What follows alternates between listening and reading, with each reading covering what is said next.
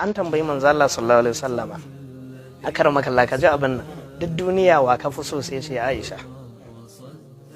A duk duniya ya Rasulullah, man ahabbun nas ilayka? Sai ce Aisha. Sai aka ce a maza fa? Sai ce Abuha, mahaifinta.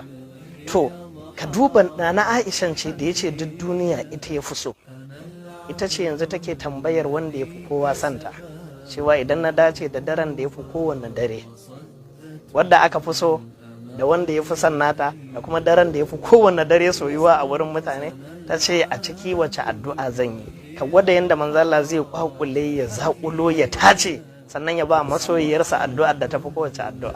Ya ce ki faɗi wannan addu'a, sai ya ce ki ce Allahumma innaka afuwun tuhibbul afwa fa'fu anni. Ka duba jimlar yar kaɗan wadda take gajeriya amma tana da tarin ma'ana, cewa ya Allah kai ne mai afuwa, kana son afuwa, ka yi afuwa, wanda afuwar Allah ta shafi komai.